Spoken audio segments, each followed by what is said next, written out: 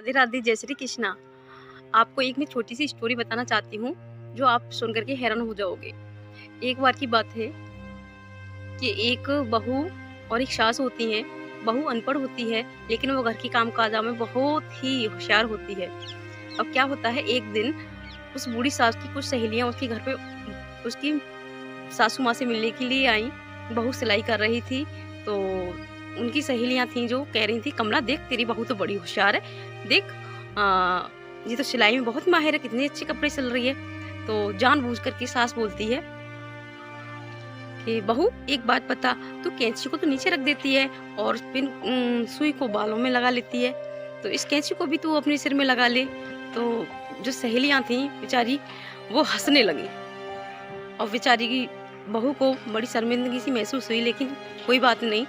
बहू ने बड़ी अच्छी तरह से जवाब दिया कि माँ जी, कैंची काटने का काम करती है, इसलिए हमें कैंची को दूर रखना चाहिए, क्योंकि ये हमें समाज से दूर करती है और अपनों से दूर करती है, तो हमें कैंची को दूर रख देना चाहिए। और सुई जोड़ने का काम करती है, कपड़ों को सिलती है, और जो जोड़ने वाली चीज़ होती है जैसे समाज को जोड़ना, अपनों को जोड़ना, तो हमें उसे ऊपर रखना चाहिए। तो उसकी जो सहेलियां थी ऐसी बात को सुन करके आश्चर्यचकित रह गई। कहने लगी कि अनपढ़ बहू होते हुए भी इतनी समझदार है कि जो पढ़ी लिखी बहू होती हैं वो भी इसका जवाब नहीं दे सकती हैं। तो कहते, कमला वाकई में तेरी बहू बहुत अच्छी है, माना कि अनपढ़ है लेकिन अनपढ़ से भी बहुत ही समझदार है। ऐसी बहू होना सबके लिए बहुत ज़रूरी है।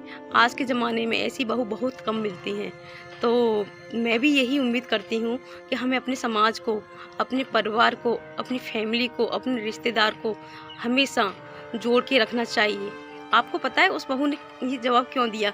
क्योंकि काटने वाली चीज़ बताया उसने कि काटने वाली चीज़ को दूर, जो हमसे दूर मतलब जो हमें दुख पहुँचाती हैं उन्हें दूर रख दो, और जो हमारे सहायता करती हैं या जो हमें जोड़ने का काम करते हैं, जैसे समाज है, हमें समाज से जुड़ के रहना चाहिए, अपने परिवार से जुड़ के रहना चाहिए।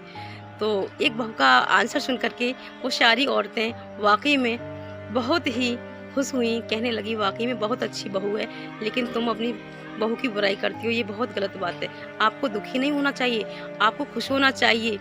जो एक पढ़ी हुई बहू ये आंसर नहीं दे सकती, और वो बात आपकी एक अनपढ़ बहू ने इतनी समझदारी की बात कही है कि हर कोई आपकी बहू की तारीफ करने के लिए राजी। बता सकते हो? बताइए, बताओ, वो जो अनपढ़ औरत थी वो पढ़ी हुई थी या बिल्कुल अनपढ़ थी? यदि वो अनपढ़ होती तो इसका आंसर कैसे दे सकती थी? कहते हैं ना, पुराने ज़माने की लेडीज़ जो थी बहुत कम पढ़ी हुई होती थी लेकिन बहुत समझदार होती थी।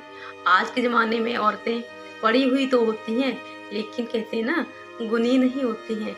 तो पुराने ज़माने के लोग बहुत समझदार होते थे, लेकिन यही नहीं है कि बुराई बहू ही अनपढ़ थी, सास भी अनपढ़ थी, सास भी कभी बहू थी, ये भी आपको पता है ना। तो ये तो लड़ाई झगड़े, बुराइयाँ, ये तो हमारी रीति पुरानी चली आ रही है। तो हमें न तो सास को बहू की बुराई करनी चाहिए और न बहू को सास की बुराई करनी चाहिए।